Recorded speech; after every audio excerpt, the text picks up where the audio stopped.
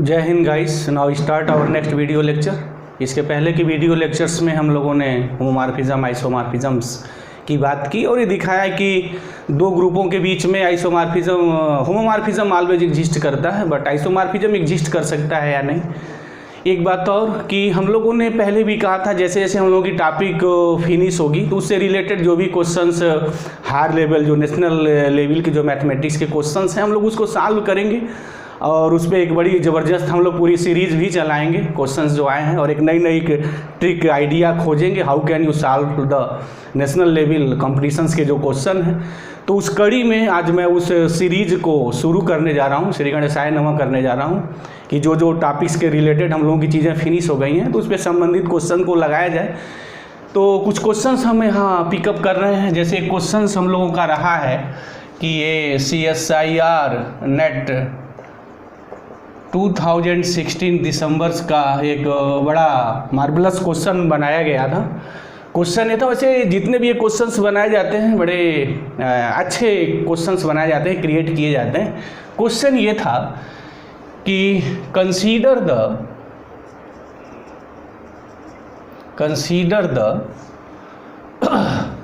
Following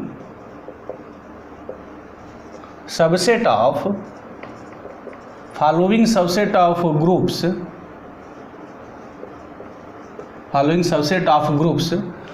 of 2x2 non-singular matrices over R। Over R meaning set of real number पे कि group के दो जो है सबसेट्स बनाए गए थे, उसमें एक सबसेट G दिया गया था और ये जो सबसेट था AB0D belongs to real number such that AD is equal to 1 की बात की गई थी। यस। और सेकेंड जो सबसेट बनाया गया था 2x2 का, वो ये था 1B01 B belongs to real number, ये था। अब इसके बाद इसमें जो चूज द जो पूछा गया था कि कौन से जो चूज द करेक्ट स्टेटमेंट, या ये ऐसे था which of the following statements are correct. Meaning ये हो गई कि ये मल्टीपल सिलेक्शन क्वेश्चन था, एक से ज़्यादा ऑप्शन सही हो सकते थे। तो हम लोग बारी बारी ऑप्शन से लिखेंगे, उसके बाद उसको डिस्कस करेंगे। पहला ऑप्शन ये था कि क्या जो है G is a group under matrix multiplication, ये बात पूछी गई थी। पहला जो ऑप्शन था इसमें ये बात थी कि जो पहला ये जो G है, ये जो G गिवन है, जो 2x2 नॉन सिंगुलर जो मैट्रिक्स ओवर R का जो एक सबसेट बना हुआ है, ये पूछा गया था कि क्या एक ग्रुप है अंडर मल्टीप्लिकेशंस। तो ये तो बड़ी इजी बात है, इसमें कुछ वैसा दम ही नहीं था इस ऑप्शन में। या तो ABG जो था हमारा G जो एक ये 2x2 जो मैट्रिक्स है AB0D, और सच दैट ये था कि AD इज इक्वल टू 1 था। AD इज इक्वल टू 1 की मीनिंग है कि ये नॉन सिंगुलर मैट्रिक्स था 2 ऑर्डर का। अगर नॉन सिंगुलर मैट्रिक्स है क्योंकि उसके डिटर्मिनेंट्स की वैल्यू 1 है, this is the non singular matrix. तो अगर ये नॉन सिंगुलर मैट्रिक्स है तो सबको पता है product of 2 non singular matrix is again a non singular matrix. Meaning है, सब लोग रिजल्ट जानते हैं, product of AB is equal to product of A into B, determinants of A into B। Meaning अगर A नॉन सिंगुलर है और B भी non singular है तो दोनों का जो प्रोडक्ट होगा वो नॉन सिंगुलर होगा। और सबसे बड़ी बात है कि इसका डिटर्मिनेंट अगर 1 है, इसका डिटर्मिनेंट 1 है, तो AB का भी जो डिटर्मिनेंट 1 होगा, मतलब ये सेटिस्फाई करेगा। मीनिंग ये हो गई कि G जो होगा क्लोज होगा अंडर मैट्रिक्स मल्टीप्लिकेशंस। सेकेंड है, सबको पता है, स्कूल स्तर से हम लोग सीखते चले आते हैं, जानते हैं कि जो मैट्रिक्स मल्टीप्लिकेशन होता है वो एसोसिएटिव होता है। एसोसिएटिव ला सेटिस्फाई करेगा, कोई भी 3 एलिमेंट इसमें पिकअप कर लें तो AB इस कंडीशंस को ये सेटिस्फाई करता है। This is associative law. अच्छा, आइडेंटिटी ऑलवेज एग्जिस्ट करेगी ही, आइडेंटिटी ये 1001 इस क्राइटेरिया को सेटिस्फाई करेगी। यस, और 1 into 1 इस डिटर्मिनेंट्स की वैल्यू आइडेंटिटी मैट्रिक्स की 1 होती है, तो सेटिस्फाई है, इसमें एग्जिस्ट करता है आइडेंटिटी। अच्छा, इनवर्स भी है, क्योंकि जितने भी नॉन सिंगुलर मैट्रिक्स होते हैं उनके इनवर्स भी एग्जिस्ट करते हैं, और वो जो भी इनवर्स आएगा वो रियल नंबर में से ही आएगा, डिटर्मिनेंट्स की वैल्यू यहाँ 1 है। तो मीनिंग ये हो गई कि दिस इज ए ग्रुप है, नथिंग। ये तो दिस इज़ वेरी इजी, इसमें कुछ दम ही नहीं था। This statement is a true here कि जी इज ए ग्रुप अंडर जो है मैट्रिक्स मल्टीप्लिकेशन। बट एक बात सबको ये पता है कि जो मैट्रिक्स मल्टीप्लिकेशन होता है इन जनरल वो कम्यूटेटिव लॉ सेटिस्फाई नहीं करता है, तो अबेलियन ग्रुप नहीं होता है। अगर यही ऑप्शन अबेलियन ग्रुप का होता तो मेरा कट हो जाता, बट ये सीधा सपाट था, तो उसमें किसी को प्रॉब्लम ही नहीं रही होगी। अब उसके बाद इसमें जो सेकेंड ऑप्शन था, सेकेंड ऑप्शन ये था कि जो एच मेरा ये है कि H is normal subgroup of G, ये बात थी। अच्छा, उसमें जो सेकेंड ऑप्शन बात पूछी गई थी वो ये था कि जो ये कोशेंट ग्रुप है, कोशेंट ग्रुप, ये बात थी G by H is well defined and it is abelian, ये बात थी। ये सेकेंड ऑप्शन, ये हमारा थर्ड ऑप्शन था। साथ साथ मैं फोर्थ ऑप्शन भी लिख दूं तो थोड़ा बड़ा बढ़िया रहेगा एक्सप्लेनेशंस के लिए। फोर्थ जो मेरा ऑप्शन था वो ऑप्शन ये था कि ये कोशेंट ग्रुप का ही था। कोशेंट ग्रुप ये G by H, this is the quotient group G by H is well defined and, well defined word यहीं से लिया गया था। एंड नेक्स्ट यहाँ जो बात की गई थी, and it is isomorphic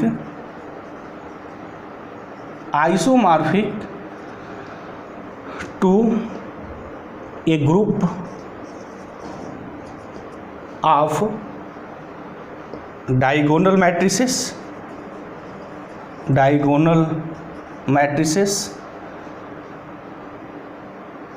of determinant, diagonal matrices of determinant 1, ये बात थी वहाँ, ऑफ डिटर्मिनेंट और हैविंग डिटर्मिनेंट 1, ये बात थी। क्या ये था कि G by H well defined and it is isomorphic to a group of diagonal matrices over R real number of determinant 1, ये बात थी। अब क्वेश्चंस लगाना इज नॉट इम्पॉर्टेंट, बहुत बड़ी चीज़ नहीं है, बट ऐसे क्वेश्चंस अगर आते हैं तो हम क्वेश्चंस लगाने की टेक्निक कैसे डेवलप करेंगे, आज हमारा पूरा लेक्चर उस पर होगा। How can you technique to solve such type of the problem. ये 2016 का है और बड़े सारे इसके सॉल्यूशंस प्रेजेंट है, बट हम उस सॉल्यूशंस की बात नहीं कर रहे, हम उस टेक्निक की बात करते हैं। अगर ऐसे क्वेश्चंस आते हैं किसी भी एग्जाम में, अब CSIR में तो किसी भी नेशनल लेवल मैथमेटिक्स पे क्वेश्चंस पे आ सकते हैं और आते भी हैं, और भी इस पर डिपेंडिंग क्वेश्चन आए हैं। जो हम लोग सीरीज चलाए हैं तो उसको ऑलरेडी करके दिखाएंगे। अब हम उस टेक्निक यहाँ क्रिएट करने जा रहे हैं, कि हम आइडिया को डेवलप करने जा रहे हैं, जिस आइडिया से ऐसे क्वेश्चंस को हम लोग बड़ा एक ईजी वे में सॉल्व करेंगे। कैसे है, जब भी ऐसे कहीं क्वेश्चंस बनते हैं और जब भी ऐसे क्वेश्चंस में कोशेंट ग्रुप की बात आती है, तो लिसनर ये बात ध्यान दें, हमेशा इस क्वेश्चंस को सॉल्व करने की जो टेक्निक है, जो पाथ है, जो तरीका है, रास्ता है, वो ये है कि वो fundamental theorem of the homomorphism, इस चीज़ का वो यूज करें। अगर वो इस चीज़ को यूज करते हैं तो ऐसे क्वेश्चंस को वो सॉल्व करने के लिए, ये क्या ऐसे क्वेश्चन को सॉल्व करने के लिए मतलब हम ये कह सकते हैं कि दिस इज द एक best technique to solve such type of the problem. तो जब भी ऐसे प्रॉब्लम क्रिएट हो, जब भी ऐसे प्रॉब्लम आए, तो हमेशा जैसे यहाँ quotient group G by H की बात है, तो सब लोगों को रिजल्ट पता है कोशेंट ग्रुप तब होगा जब एच नॉर्मल होगा। और एच नॉर्मल होने की बात एक आई थी, अगर मैं दो ग्रुपों के बीच में मैं एक होमोमॉर्फिज्म डिफाइंड कर दूं तो जो कर्नल ऑफ जो एफ होता है वो डेफिनेटली नॉर्मल होता है, ये बात होती है।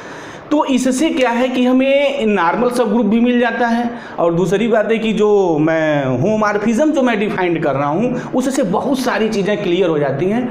तो लिसनर जो इस चीज़ की वो लोग तैयारी कर रहे हैं, या जो लोग एकेडमिक स्तर पे मैथमेटिक्स को ज़बरदस्त ढंग से सीखना चाहते हैं, हमारा उनको सलाह ये है कि जब भी इस टाइप के क्वेश्चंस बने, जब भी कोशेंट ग्रुप की बात कहीं भी किसी क्वेश्चन में आ जाए, तो वो होमोमॉर्फिज्म बनाने का प्रयास करें। और बेसिकली होमोमॉर्फिज्म हो, वो उस चीज़ को सीखना कि fundamental theorem of the homomorphism, इस क्वेश्चंस को मैं कैसे यूज करूँगा। और जब भी ऐसे क्वेश्चंस, और मैथमेटिक्स में बहुत बात कही जाती है कि मैथमेटिक्स देखने और सुनने से बात मैथमेटिक नहीं बनती है, मैथमेटिक्स की जो आत्मा है वो उसके प्रॉब्लम में होती है। तो जितने ज़्यादा आप प्रॉब्लम सॉल्व करेंगे मैथमेटिक्स उतनी क्लियर होगी। तो ये सुना अपने हम टॉपिक्स पे आते हैं, देखते हैं कि एक थोड़ी मैं मैपिंग यहाँ क्रिएट करने का प्रयास कर रहा हूँ। जब भी ऐसे क्वेश्चंस बने, let us define a mapping, define a mapping, एक मैपिंग मैं डिफाइन करने जा रहा हूँ। एफ सच दैट, जो जी दिया है टू, कैसी मैं मैपिंग डिफाइन करूंगा उसके लिए मैं टेक्निक आपको बता दे रहा हूं। जब भी आइसोमॉर्फिज्म, होमोमॉर्फिज्म, फंडामेंटल थ्योरम में जब भी ये कोई चीज़ पूछी जाए, एनीवन ऐसे क्वेश्चंस में, तो यहाँ बात जी बाई एच पे सारी बात आई है। अच्छा, एक बात यहाँ सेकंड की मैं थोड़ा यहाँ बात कर लूँ, थोड़ा लिसनर को मैं यहाँ रोकूंगा, ध्यान दें। यहाँ यह चीज़ है नॉर्मल सब ग्रुप, और सबको पता है क्वोशंट ग्रुप जो क्रिएशन होता है वो नॉर्मल से ही तो होता है। तो और नॉर्मल का जो कर्नल ऑफ जो होमोमॉर्फिज्म होता है वो नॉर्मल होता है।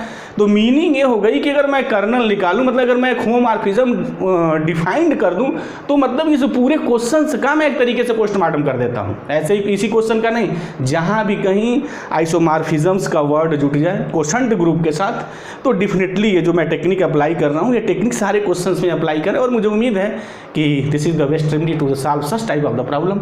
तो देखते हैं अब यहाँ क्या है कि G by H and it is important बात आई है, is isomorphic to a group of diagonal matrix.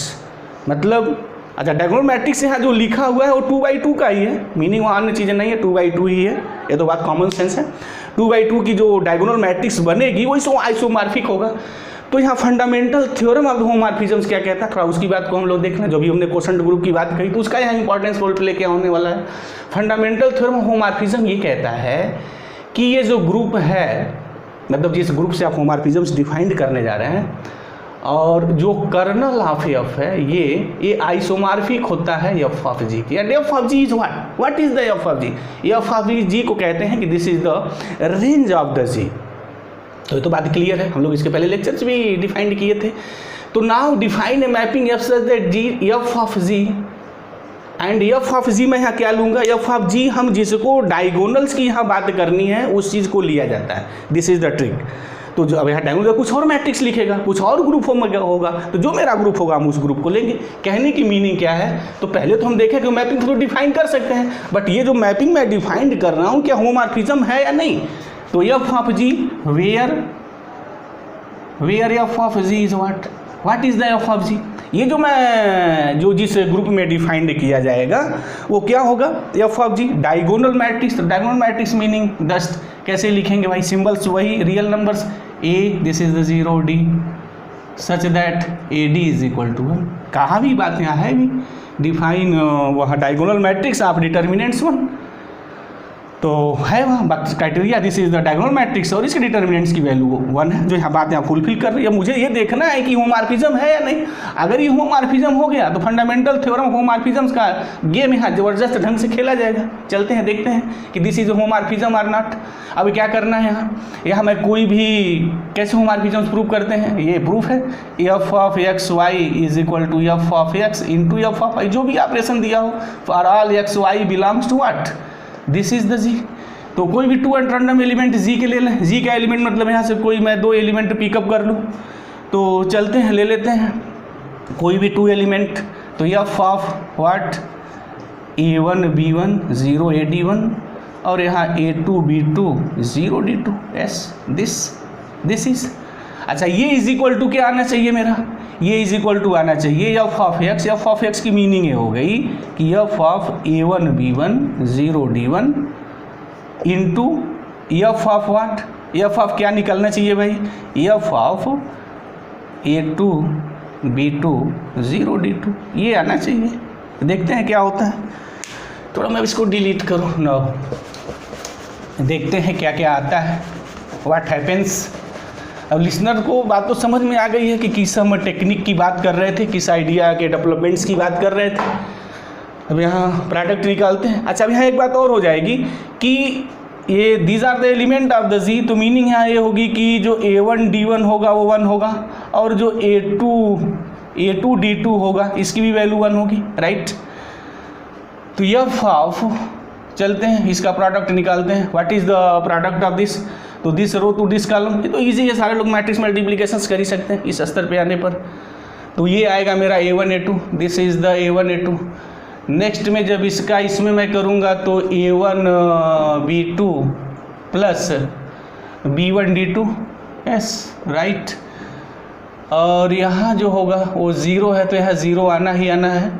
इसका मल्टीप्लिकेशन जब हम इसमें करेंगे, नेक्स्ट में करेंगे तो वो 0 B2 और यहाँ D1 D2 हो जाएगा, yes this is the D1 D2 absolutely. This is equal to, चलते हैं, ये वैल्यू क्या हो गई भाई, this value is what, by definitions क्या डिफाइंड किया हमने मैपिंग को, F of G. F of G का मतलब यहाँ से क्या है, जी इज व्हाट, मैं यहाँ लिख दूँ थोड़ा पूरा कि ये जो मेरी मैपिंग है, this mapping is F of A B0D is equal to A00D, this is the, ये डिफिनीशंस है हमारी। तो देखते हैं क्या आएगा, क्या आना है भैया, बिल्कुल क्लियर बात है कि ये डायगोनल्स के एलिमेंट्स आएंगे, बाकी वहाँ 0 करना है, by that A diagonals D diagonals रहने, बाकी सारे 0 हो जाएंगे। तो ताबड़तोड़ यहाँ बात तो लिखी जा सकती है, कोई प्रॉब्लम नहीं है। This is the A1, this is the 0 and this is the 0 D1 A into, अच्छा मैं बराबर कर रहा हूँ बट जरूरी नहीं है बराबर हो जाएगा, बराबर नहीं हुआ तो हम देखेंगे कि बराबर नहीं हुआ तो काट देंगे कि वो इक्वल नहीं है। तो ये मत हाँ लिसनर स्टूडेंट्स ध्यान देंगे कि वो बराबर करके चल रहे हैं, no this is the not equal, मैं उसको निकाल रहा हूँ, देख रहा हूँ बराबर हो रहा है या नहीं। उसके बाद इसकी वैल्यू क्या होगी, ये भी तो बिल्कुल A2 0 and 0 D2 this, right. अच्छा अब ये जब मैपिंग है इस मैट्रिक्स पे हम ऑपरेट करेंगे तो क्या मिलेंगे, सिर्फ डायगोनल एलिमेंट रिमाइंडर होंगे, तो डायगोनल उतार लिया जाए। क्या है भाई डायगोनल्स, A1 है A2 है और यहाँ 0 होगा, जो भी होगा by that define mapping, this is the 0 and this is the D1 D2 S। इसका प्रोडक्ट करते हैं, देखते हैं क्या आता है। This is the A1 A2, इसमें करेंगे दिस इज द 0, ये करेंगे 0 एंड इसका प्रोडक्ट इसमें करेंगे D1 D2, this A1 A2 0 and this 0 and this is the D1 D2 S, this is the equal here. क्या क्लियर हुआ भाई, what is the about this कि F of x Y is equal to F of X into F of Y for all X Y belongs to G. इसकी meaning है कि ये जो आपने मैपिंग डिफाइंड की है, अच्छा मैपिंग वेल डिफाइंड है, उसको बड़ा इजी में स्कूल स्तर से प्रूव किया जा सकता है, तो उसकी बातें यहाँ नहीं करनी है, वो टाइम लेने की किल करने की कोई ज़रूरत नहीं है। ये प्रूफ है कि जो मैपिंग ये डिफाइंड की गई है, this mapping is a homomorphism. तो अगर ये कोई मैपिंग होमोमॉर्फिज्म है तो फिर fundamental theorem of the homomorphisms क्या कहता है भाई, क्या कहेगा, what is the fundamental theorem of the homomorphisms, कि फिर जो होमोमॉर्फिक जो इमेजेस होते हैं, homomorphic images is isomorphic to the quotient group induced by the kernel of F. जो भी होमोमॉर्फिज्म्स मैपिंग डिफाइंड होगी, तो अगर मैं यहाँ लिखूँ by fundamental theorem of homomorphism, by fundamental theorem of homomorphism, तो मैं यहाँ क्या लिखूँगा, पहले ये हो जाएगा जैसे ये है ना, F such that G to G dash and F of G. तो इसमें क्या होता है, fundamental theorem of the homomorphisms, G मतलब quotient group create by kernel of F isomorphic to F of G. जो होमोमॉर्फिक इमेज जो बनेंगे वो जो हैं आइसोमॉर्फिक होते हैं। तो अगर यही fundamental theorem of the homomorphism है तो क्या यहाँ से बात लिखी जानी चाहिए, यहाँ से बात ये लिखी जाएगी कि G by kernel of F isomorphic to what, F of G this. अच्छा एफ ऑफ जी क्या है, वो पूरा जो मेरा जो मैं एफ जी पे ऑपरेट किया हूँ तो क्या निकल के बाहर आया है, क्या कंसीडर किए थे, this is the diagonal matrix, this is the A0 and this is the 0D। अच्छा कंडीशन यदि थी पता है सबको, AD इज इक्वल टू 1, तो मीनिंग हमारी ये हो गई कि G by kernel of F isomorphic to A0 DS। अब कर्नल ऑफ एफ देखते हैं क्या आता है, बस अब तो चुटकी में हो जाएगा, मैं फैसला कर दूं, आप भी अब कर सकते हैं। What is the kernel of F, kernel of F की भाई डिफिनीशन क्या होती है, जो भी वर्क करना है, हमने कहा भी था, बार बार लेक्चर के दौरान कहते भी रहते हैं डिफिनीशन से ही वर्क करना है। तो कर्नल ऑफ एफ क्या होता है, what is the kernel of, kernel of F की मीनिंग ये होती है कि जी के उन एलिमेंटों को मैं कलेक्ट करता हूँ जिनकी मैपिंग जी डैश के आइडेंटिटी से होती है। तो यहाँ मेरा G dash F of G है, तो क्या लिखेंगे भाई, kernel of F for kernel of F what is F of X, तो F of what A B 0 D this, इसकी मैपिंग किससे होनी चाहिए, आइडेंटिटी से होनी चाहिए। और एफ जी की आइडेंटिटी यानी G dash, F G just like as a G dash, listener यहाँ ध्यान देंगे। और एफ जी क्या है, this is the diagonal matrix, और आइडेंटिटी एलिमेंट इसका क्या होगा, तो बिल्कुल क्लियर है, मैट्रिक्स की आइडेंटिटी एलिमेंट सही होती है।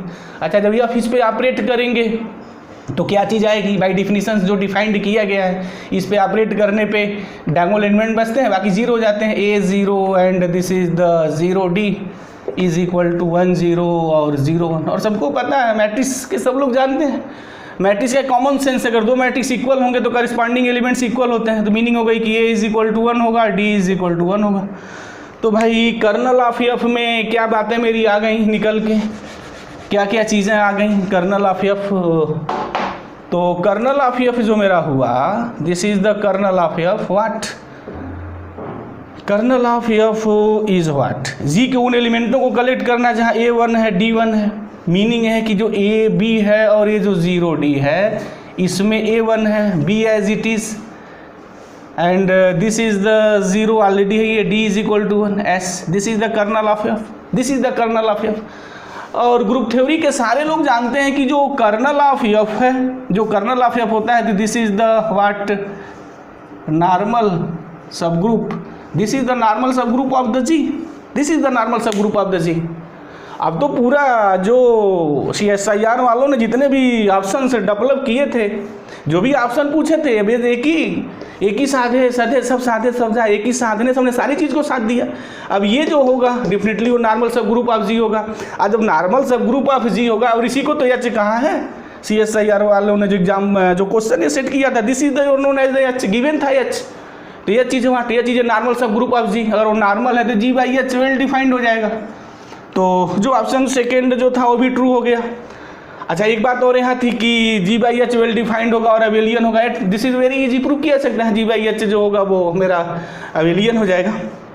और लास्ट जो बात थी यहाँ, लास्ट बात क्या थी भाई, कि जी बाई एच जो है well defined and this is the isomorphic to a diagonal matrix, हो गया यहाँ, प्रूव कर दिया हमने कि जो जी बाई एच है, जी बाई एच मीनिंग है व्हाट, यहाँ से अगर बात को हम लोग देख लें, यहाँ से इस चीज़ को, बस this is the fundamental theorem, क्या खूबसूरती से यूज किया था, फंडामेंटल थ्योरम ऑफ द होमोमॉर्फिज्म्स का। इस क्वेश्चन को बनाते वक्त देखें यहाँ ध्यान से लिसनर, जी भाई kernel of F is what, this is the H, और ये जो था मेरा यही है 1B एंड 0 1 हमने निकाला है, और this is the isomorphic to F of G होना है, और एफ ऑफ जी है क्या, this is the your diagonal matrix, this is the diagonal matrix where AD is equal to 1, तो है 2x2, this is the diagonal matrix, and पूरा जवाब मिल गया पूरे ऑप्शंस का हैंस। तो मुझे उम्मीद है कि गाइस को बात बिल्कुल क्लियर हो गई होगी, ये चीज़ कैसे निकली, हमने एक ही साधने से सारी चीज़ सामने। अच्छा, मेरा यहाँ लगाना एक क्वेश्चन से, यह कोई उद्देश्य नहीं मैं इस क्वेश्चन को सॉल्व करूँ, मेरा सिंपली उद्देश्य ये है कि अगर इस टाइप के क्वेश्चन आते हैं तो हाउ कैन यू सॉल्व, हमारा अप्रोच क्या होगा सॉल्व करने का। तो जब भी ऐसे कहीं क्वेश्चन आए तो हमेशा जो चीज़ें मतलब जो फंडामेंटल थ्योरम, अब जब भी क्वेश्चन ग्रुप की बात आ जाए तो लिसनर इस चीज़ को ध्यान दें, जो 25-26 साल पढ़ाने का जो अनुभव हायर मैथमेटिक्स का रहा वो यही बताता है, जितने भी क्वेश्चंस देखे जाते हैं जब भी वो क्वेश्चन ग्रुप पे क्वेश्चंस बने तो use the fundamental theorem of the homomorphisms. तो मुझे उम्मीद है उनको रास्ता मिल जाएगा, और रास्ता मिल जाएगा तो मंजिल ऑटोमेटिक मिलनी ही है। अब इसमें एक और छोटा सा क्वेश्चन है जो 2016 दिसंबर में ही है, 15 दिसंबर में पूछा गया था, थोड़ा उसको भी मैं सॉल्व कर दूँ। 1-2 लाइन का क्वेश्चन था, कुछ था ही नहीं उसमें, तो जब ये सीरीज़ शुरू की जा रही तो जो भी उस पर डिपेंडिंग आया है तो थोड़ा उसको सॉल्व करना। वो क्वेश्चन से क्या पूछा गया था, हालांकि वो बी पार्ट का क्वेश्चन था, MCQ का था कि एक ही ऑप्शन सही हो सकते थे, इसके तो चारों ऑप्शन जो हैं सही हैं। वो क्वेश्चन ये था जो क्वेश्चंस पार्ट बी का था, वो जिसमें एक ही ऑप्शन से सही होना था। क्वेश्चन ये था कि a group generated by the elements, question here, a group